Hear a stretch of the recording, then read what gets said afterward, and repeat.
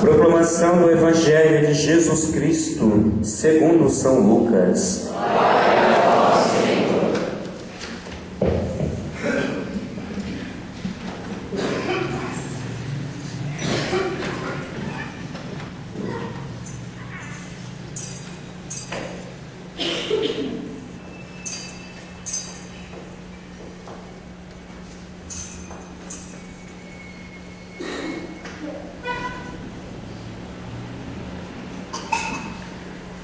Naquele tempo, o mestre da lei se levantou e, querendo pôr Jesus em dificuldade, perguntou: Mestre, que devo fazer para receber em herança a vida eterna? Jesus lhe disse: O que está escrito na lei? Como lês? Ele então respondeu: Amarás o Senhor teu Deus de todo o teu coração e com toda a tua alma, com toda a tua força e com toda a tua inteligência, e ao teu próximo como a ti mesmo.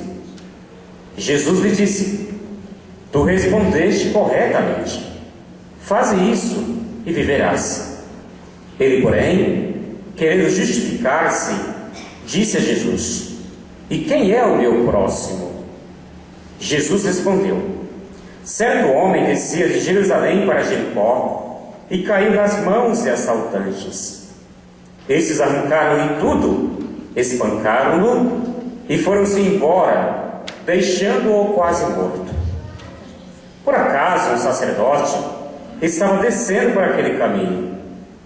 Quando viu o homem, seguiu adiante pelo outro lado. O mesmo aconteceu com um levita. Chegou ao lugar, viu o homem e seguiu adiante pelo outro lado. Mas um samaritano que estava viajando chegou perto dele, viu e sentiu compaixão. Aproximou-se dele e fez curativos, derramando óleo e vinho nas feridas.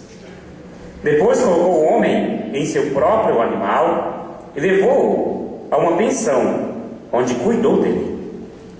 No dia seguinte, pegou 2 moedas de prata e entregou-as ao dono da pensão, recomendando: Toma conta dele. Quando eu voltar, vou pagar o que tiveres gasto a mais. E Jesus perguntou: Na tua opinião, qual dos 3 foi o próximo do homem que caiu nas mãos dos assaltantes? Ele respondeu: Aquele que usou de misericórdia para com ele. Então Jesus lhe disse: Vai e faz a mesma coisa. Palavra da salvação. Glória a vós.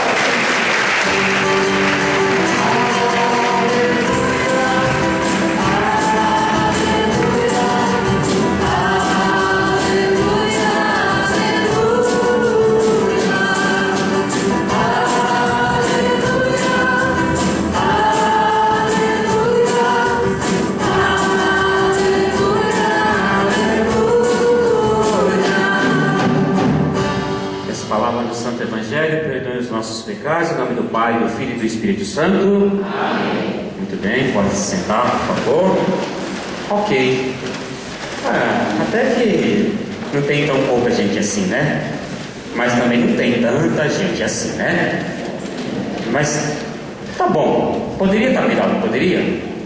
Sempre pode melhorar, né? Aliás, no dia de hoje eu não consegui ser missionário, né? Para não falar, para não dizer que eu não distribuí, acho que eu fui em 10 casas só, porque também não tive tempo. Enfim, mais no final da missa eu vou perguntar se tem alguém que veio, que está aqui agora, porque recebeu na sua casa um papelzinho, se soube da novena por esse papelzinho, porque vocês que já estão na igreja sabem que já é uma coisa certa, mas de repente a nossa preocupação maior é despertar naqueles, né, que estão em suas casas, ou estavam em suas casas e sequer sabiam da festa, da novena e tudo mais. Essa então é o motivo principal de a gente ir nas casas, anunciar, falar, convidar. Esse então é o grande motivo. Mas no final da missa eu vou perguntar a respeito disso. Muito bem, qual que é o tema de hoje?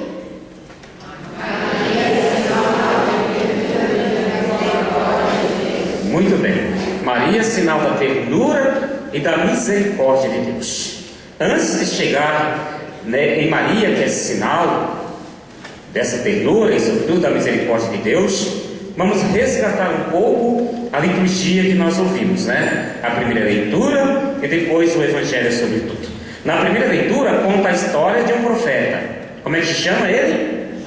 Jonas, né? Jonas foi chamado por Deus para ir à cidade chamada Nínive, que era uma cidade onde morava um povo muito cruel, muito violento, muito cheio de maldade, um povo, segundo a tradição, né, segundo alguns estudiosos, que gostava muito de matar as pessoas que iam lá pregar, falar alguma coisa em nome de Deus, porque cada um lá tinha os seus deuses e tudo.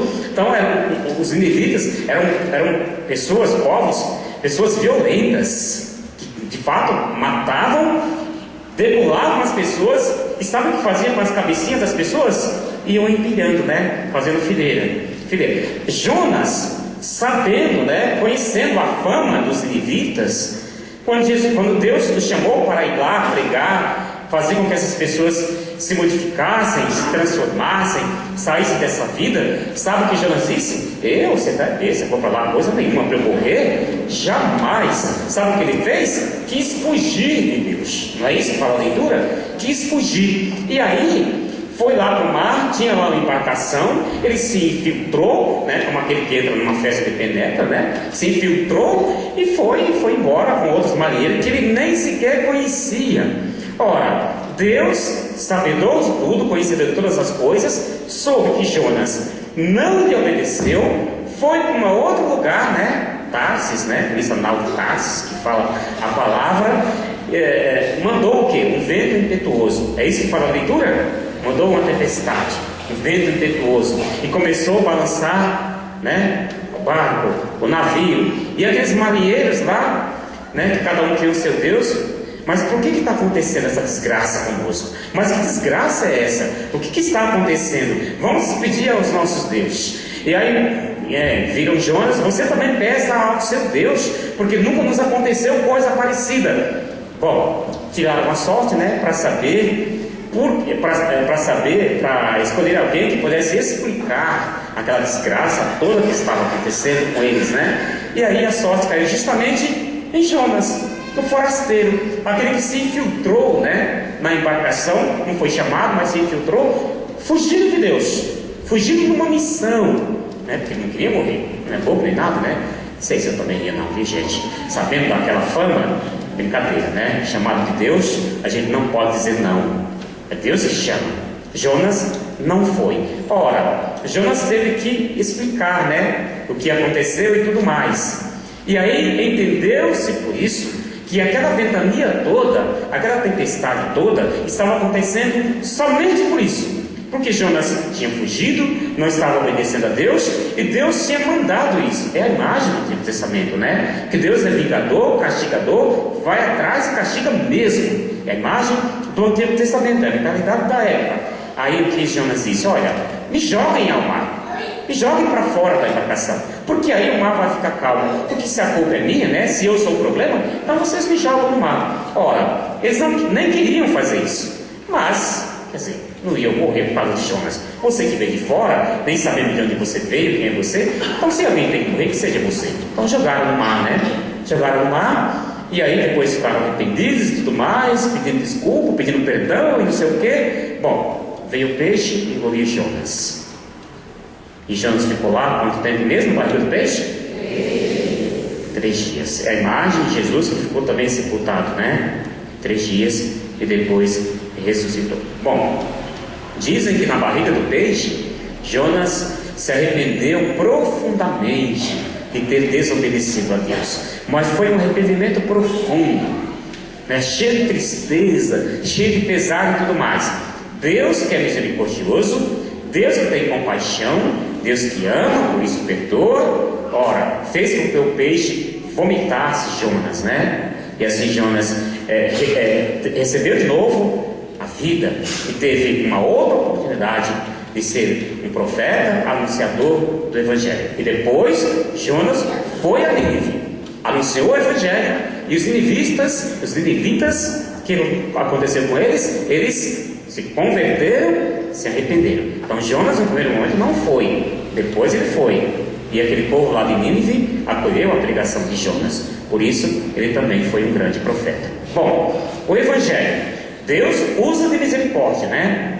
Deus tem compaixão porque ama.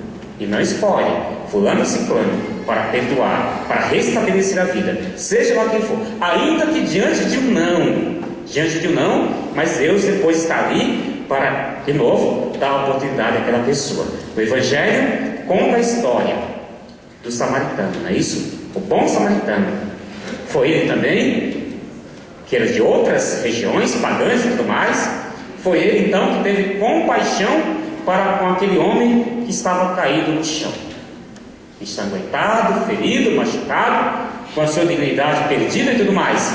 Nem sacerdote, nem levita e nem ninguém, nem mesmo aquele homem que perguntou: o que devo fazer para ganhar a vida eterna? Ah, viva os mandamentos, faça tudo direitinho. Pois é, e quem é o meu próximo? Porque para eu fazer tudo isso, eu preciso saber quem é meu próximo. Ora, viver os mandamentos sem saber o que significa Deus, amar a Deus e ao próximo, não é viver mandamentos, mas na verdade é enganar-se a si e a outras pessoas. Ora, Jesus contou a história do samaritano, que esse foi o único que teve compaixão para com aquele homem ferido. Ora, o pedido que Jesus fez para esse homem é: vai e faz a mesma coisa. Compaixão, perdão, ver no outro a imagem de Deus, ver no outro o próprio Deus, né? O próprio Senhor Jesus Cristo.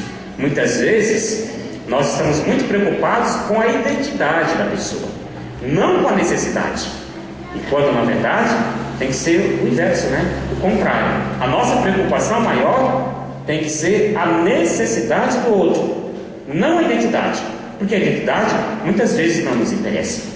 Por aí a gente vê pessoas que agridem porque fulano é assim, é assado, não sei o quê, pessoas que matam por isso, por aquilo, porque não gosta da identidade, porque tem preconceito, porque discrimina. A gente cansa de ver, ouvir isso, né? E de ler também. Pois é, mas a gente tem que aprender, por bem e por mal, que a pessoa tem a sua identidade, mas ela necessita do amor, da salvação e da misericórdia. Terminando, é o terceiro ponto. Vocês conseguem imaginar alguma passagem que possa justificar esse tema?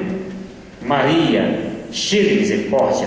Existe na Bíblia, ou vocês imaginando, conseguem perceber alguma passagem onde Maria também é sinal, é modelo de misericórdia? Conseguem? Aonde? Bodas, e que mais? Aos pés da cruz, né? Aos pés da cruz, sofrendo a dor, né? O sofrimento, sofrendo a dor, a agonia, a angústia de ver o seu filho sendo pregado na cruz, sendo morto, crucificado. Ela participa dessa misericórdia divina, ela participa dessa misericórdia de Deus, porque ela não fez absolutamente nada. Um de nós, como pai ou mãe, vendo o filho sendo machucado, sendo crucificado, qual seria a atitude? Qual seria a atitude? A gente sabe, vocês que são pais e mães, eu simplesmente como padre, né, pelo carinho que a gente tem para com a comunidade, meu Deus, jamais quero que alguém do meu rebanho passe por dificuldades, sofrimento e tudo mais. Agora imagina vocês, pai e mãe, biologicamente falando, perde a cabeça, faz qualquer loucura pelo seu filho. Maria, não que a gente não seja também pessoas de misericórdia, né? Mas porque nós somos humanos e vivemos essa fragilidade. Maria sofreu ali, aos pés da cruz. Teve misericórdia, experimentou essa misericórdia. Por isso ela é sinal de amor e misericórdia. Só faz isso de fato quem está disponível para o serviço, para a entrega de forma total. Nós não estamos, né? Pela nossa humanidade, pela nossa fraqueza. Então que Maria seja de fato esse exemplo de amor, de misericórdia na nossa caminhada, na nossa vida, na nossa família, em cada um de nós, sobretudo, para que essa misericórdia, como diz no canto de Zacarias, né, que nela sua misericórdia se estende de geração em geração a todos aqueles que o temem, que essa misericórdia dela chegue também a cada um de nós. Ok? Combinado? Então vamos continuar, né? Senão vocês vão dormir daqui a pouco, é isso? Então vamos lá. Vamos fazer então nossas preces.